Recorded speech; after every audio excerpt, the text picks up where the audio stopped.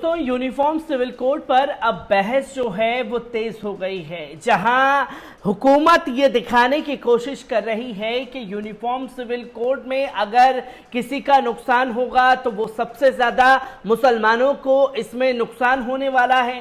पर uniform civil code जो है सभी के लिए नुकसानदेह बनने जा रहा है और अपनी हठधर्मिता पर अड़ी केंद्र की मोदी सरकार बस इसे लागू कर देने पर तुली हुई है, जिसका असर सभी धर्म विशेष के लोगों पर पड़ेगा।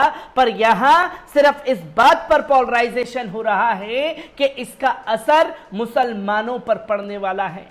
और जब मुसलमानों का जिक्र यूनिफॉर्म सिविल कोड को लेकर के तेज हो गया है तो इस पर जमीयत उलमाए हिंद की तरफ से सख्त एडवाइजरी भी जारी कर दी है और कड़े शब्दों में मौलाना सैयद अरशद मदनी साहब ने केंद्र सरकार की नीतियों पर सवाल उठाए हैं और ये कहा कि इस पर बहस करना एक नए राजनीतिक मुद्दे को जन्म देना है और किस तरीके से यूनिफॉर्म सिविल कोड के बहाने इस्लाम धर्म में चल रहे रीति रिवाजों को टारगेट किया जाएगा और सिर्फ ना कि मुसलमानों के रीति रिवाजों में टारगेट किया जाएगा।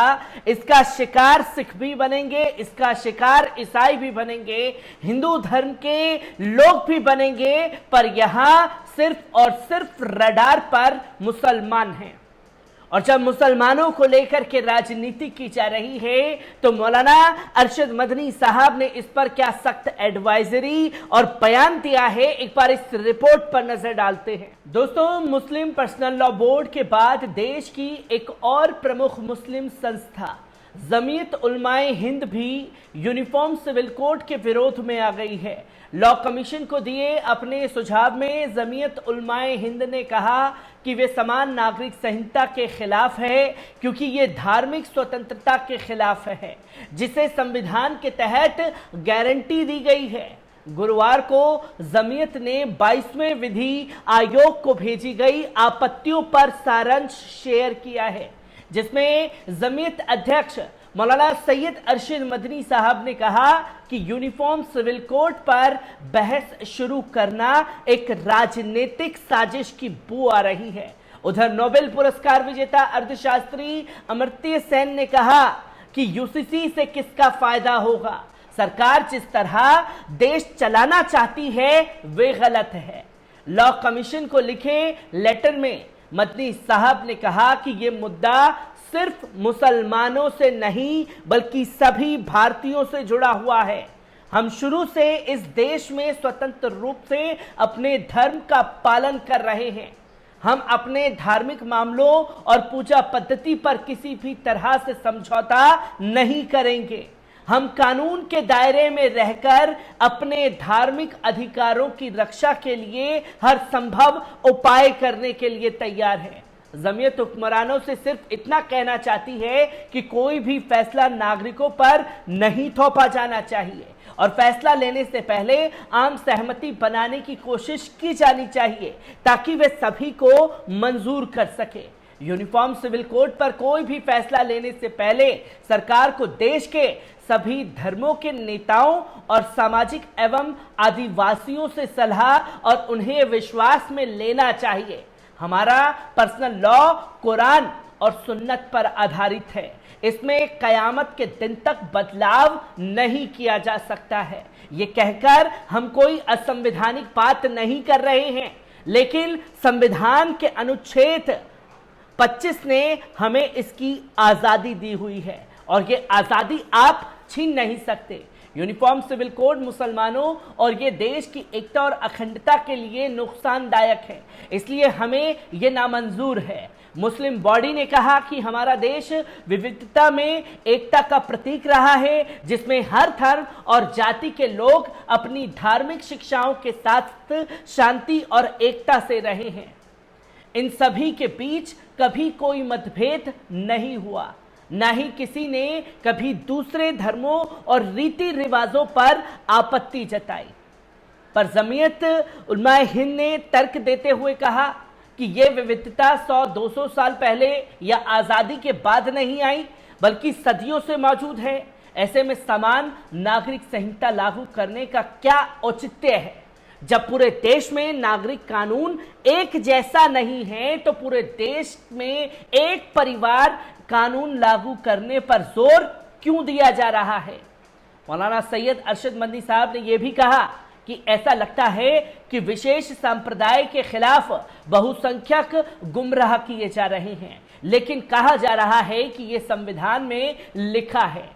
जमीयत ने यह भी दावा किया है कि आरएसएस के दूसरे सरसंघचालक गुरु गोलवलकर ने खुद कहा था कि समान नागरिक संहिता भारत के लिए अपकृत और इसकी विविधता के खिलाफ है।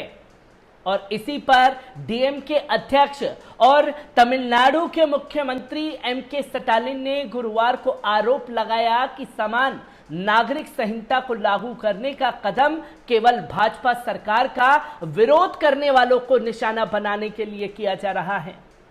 और इस पर देश में पहले से ही सिविल और क्रिमिनल कानून हैं।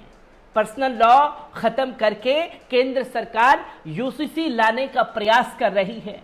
इसके पहले 29 जून को भी स्टालिन ने पीएम मोदी की आलोचना करते हुए ये आरोप लगाया था कि मोदी सांप्रदायिक भावनाओं को भड़काकर और देश में भ्रम पैदा करके 2024 का लोकसभा चुनाव जीतने की सोच रहे थे।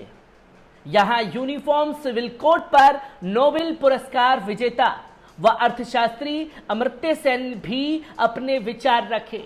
उन्होंने वीरभूमि में अमर्त्य ने कहा कि मैंने अखबार में पढ़ा कि यूसीसी में अब और देरी नहीं करनी चाहिए। ऐसी मूर्खतापूर्ण बात कहां से आई है? यूनिफॉर्म सिविल कोड में कुछ नियम हैं, सरकार इसे लागू कर सकती है। इससे किसका फायदा होगा? वे जिस तरह देश चलाना चाहते हैं वे गलत है। हिंदू राष्ट्र ही भारत के लिए आगे बढ़ने का एकमात्र रास्ता नहीं है। इसमें हिंदुत्व का प्रयोग गलत तरीके से हो रहा है। हम कई सालों से बिना यूनिफॉर्म सिविल कोड के रहते आ रहे हैं और भविष्य में भी इसके बिना रह सकते हैं। मुस्लिम पर्सनल लॉ बोर्ड ने बुधवार को वर्चुअल मीटिंग की और यूसीसी का विरोध करने का फैसला किया है। बोर्ड ने लेटर जारी कर लोगों से विरोध करने की अपील की है। तो वहीं केरल के राज्यपाल आरिफ मोहम्मद खान ने शरीयत कानून पर ही हमला बोल दिया है। आरिफ मोहम्मद खान ने कहा कि मुस्लिम पर्सनल लॉ बनाने वाले अपने आप को खुदा से कम नहीं समझते हैं। ये तस्वीर लगातार सामने आ रही है जो अब एक नई बहस को जन्म देती जा रही है। और यहां विरोध करने वाले सिर्फ मुसलमान ही नहीं बल्कि हिंदू समुदाय से जुड़े हुए लोग भी हैं, सिख समुदाय से जुड़े हुए लोग भी हैं और इसके खिलाफ ईसाई धर्म के लोग भी बिगुल फूंक रहे हैं। तो वहीं बौद्ध और जैनी लोग भी इसके खिलाफ मोर्चा खोल रहे हैं। पर हठ धर्मिता पर अड़ी ये सरकार सिर्फ और सिर्फ यूनिफॉर्म सिविल कोड ला करके ये दिखाना चाहती है कि इसकी गाज अगर गिरेगी तो सिर्फ और सिर्फ मुसलमानों पर गिरेगी। और एक लंबे लेटर ने खासतौर पर चेताने का काम कर दिया है जमीयत उलमाए हिंद की तरफ से। हर एक तस्वीर आपके साथ यूं ही साझा करता रहूंगा। दीजिए इजाजत, शुक्रिया।